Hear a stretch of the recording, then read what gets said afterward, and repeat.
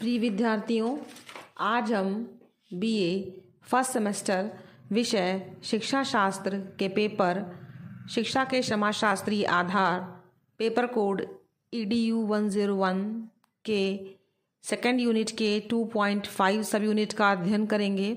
आज का हमारा टॉपिक है शिक्षा के समाजशास्त्रीय आधार।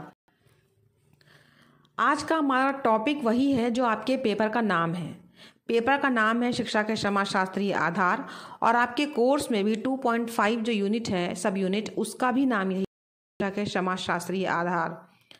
तो आज हम लोग यही डिस्कस करेंगे कि शिक्षा के समाजशास्त्रीय आधार क्या हैं, उनका क्या अर्थ है। ठीक है, तो ये का बिल्कुल भी ये आपके पेपर का भी नाम है, लेकिन आज आपकी यूनिट सब यूनिट का भी यही नाम है और आज हमारा टॉपिक भी यही है। तो आइए डिस्कस करते हैं। शिक्षा के सामाजिक आधार का अर्थ यह है कि शिक्षा की व्यवस्था समाज की आवश्यकताओं, आकांक्षाओं और आदर्शों के आधार पर की जानी चाहिए।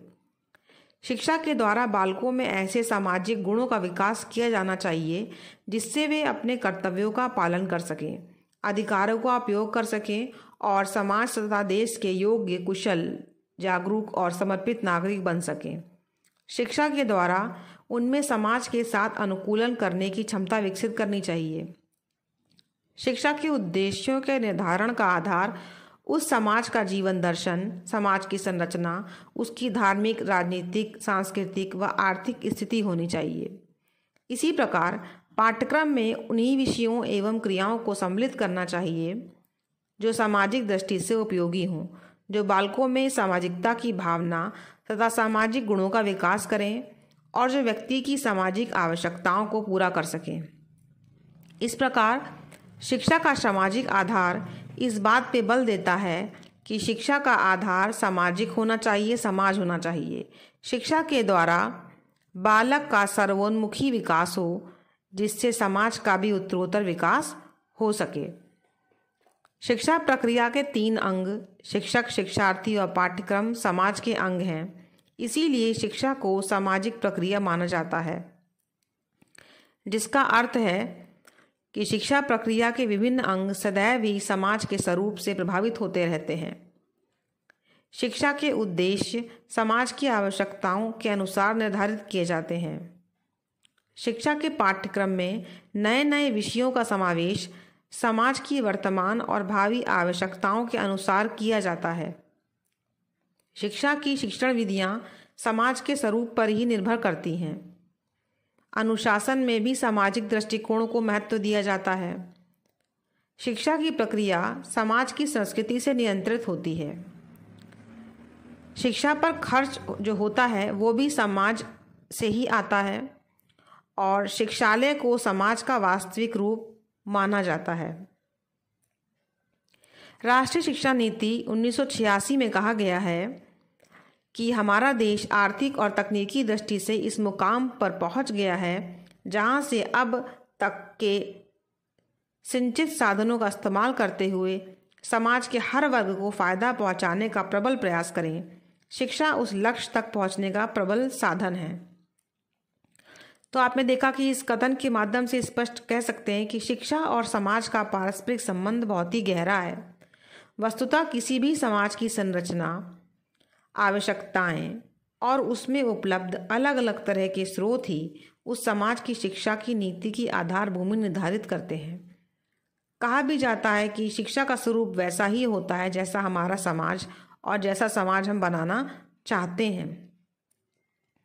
कोठारी आयोग ने भारतीय समाज की परिस्थितियों और आवश्यकताओं का बहुत गहराई के साथ अध्ययन करके उस समय भारतीय शिक्षा के जो हैं वो उद्देश्य बनाए थे, वो मैं बताने का प्रयास करूंगी यहाँ पर। पहला, उत्पादन में वृद्धि। दूसरा, सामाजिक और राष्ट्रीय एकता का विकास। तीसरा, प्रजातंत्र को सुदृढ़ करना। चौथा, सामाजिक, नैतिक और आध्यात्मिक मूल्यों का विकास। पांचवा, राष्ट्र का आधुनिकीकरण करना। इसी प्रकार 1986 में समाज की बदली हुई परिस्थितियों में जो राष्ट्रीय शिक्षा नीति बनाई गई, उसके कुछ प्रमुख लक्ष्य थे। पहला, समानता के लिए शिक्षा। दूसरा, सबके लिए शिक्षा। तीसरा, शिक्षा का प्रभावी प्रबंध। चौथा, शिक्षा व्यवस्था को कारगर बनाना। इसके बाद 1990 में इसी राष्ट्रीय शिक्षा नीति की समीक्षा के लिए आचार्य राममूर्ति समिति गठित की गई और इस समिति के प्रतिवेदन का नाम ही एक प्रबुद्ध एक एवं मानवीय समाज की ओर था।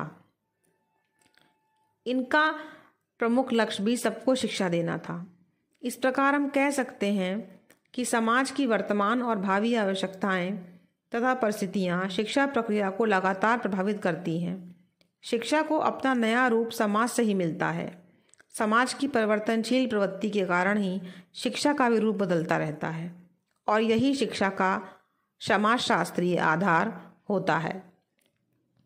तो आइए दो तीन लाइनों में इसको हम लोग समझने का और समाप्त करने का प्रयास करें। शिक्षा के समाजशास्त्रीय आधार का मतलब कि शिक्षा के जो स्वरूप का निर्धारण होता है उसमें समाज का बहुत महत्वपूर्ण योगदान होता है। आप जानते हैं कि मनुष्य एक सामाजिक प्राणी है और अपना जीवन समाज में ही जीता है, तो उसका जो शिक्षा का निर्धारण होता है वो शिक्षा समाज के वातावरण के अनुसार ही होता है और समाज के सहयोग के बिना कोई शिक्षा प्राप्त भी नहीं कर सकता। क्यों नहीं कर सकता? क्योंकि आपको जो विद्यालय होते हैं वो भी समाज में ही होते हैं, जो आपको व्यय आता है, खर्च आता है, वो भी समाज से ही आता है। सामाजिक नियंत्रण ही हमारी शिक्षा और हमें एक उचित रूप देता है, ठीक है। और जितनी भी हमारे जीवन की आवश्यकताएं हैं उनको पूरा करने में समाज का बहुत योगदान होता है। तो इसलिए विद्यालय को समाज का लघु रूप भी कहा जाता है। तो आपने देखा कि जो आपका समाज है इसके अनुसार ही शिक्षा का स्वरूप निर्धारण किया जाता है। तो ये शिक्षा के लिए एक बहुत ही महत्वपूर्ण बात है कि हम सामाजिक पक्षों का जितना भी ध्यान देते हैं शिक्षा के लिए और सामाजिक पक्षों को शिक्षा के उद्देश्य या किसी भी पक्ष के निर्धारण में हम समाज को रखते हैं, तो यही शिक्षा के समाजशास्त्रीय आधार हैं। और समाजशास्त्रीय पक्ष के बिना शिक्षा को पूर्ण रूप नहीं दिया जा सकता। चूँकि शिक्षा व्यक्ति के लिए बनी है, व्यक्ति के विकास के लिए बनी है, तो हमें इसके सामाजिक पक्ष पर पूरा ध्यान देना होगा और सामाजिक पक्ष को समझकर ही हम शिक्षा को पूर्ण रूप दे सकते हैं, क्योंकि ये एक महत्वपूर्ण पक्ष है। तो आपने देखा कि जिस प्रकार की शिक्षा है उसी प्रकार का समाज होता है और समाज जैसा होता है वैसी शिक्षा होती है, क्योंकि दोनों ही एक दूसरे को प्रभावित करते हैं। तो अगर कहा जाए तो ये जो आपको अब तक हमने वर्णन किया ये शिक्षा के समाजशास्त्रीय आधार हैं। आशा करते हैं कि आपको शिक्षा के समाजशास्त्रीय आधार का अर्थ समझ में आ गया होगा। हम आपको लास्ट में फिर ये 2 लाइनें कहना चाहेंगे कि शिक्षा के समाजशास्त्रीय आधार आपके पेपर का भी नाम है और आपकी यूनिट 2.5 सब यूनिट जो है उसका भी नाम शिक्षा के समाजशास्त्रीय आधार ही है। तो प्लीज़ आप लोग कंफ्यूज मत होइएगा, ठीक है। हम लोगों ने एक तरीके से सब यूनिट भी पढ़ी और अपने पेपर के नाम का अर्थ भी पढ़ा, क्योंकि हम जो पेपर पढ़ते हैं हमें ये भी जानना चाहिए ना कि हम जो पेपर पढ़ रहे हैं उसका क्या अर्थ है। तो ये आपके पेपर का भी अर्थ हो गया और आपके कोर्स में सब यूनिट है 2.5 उसका भी अर्थ हो गया, ठीक है। धन्यवाद।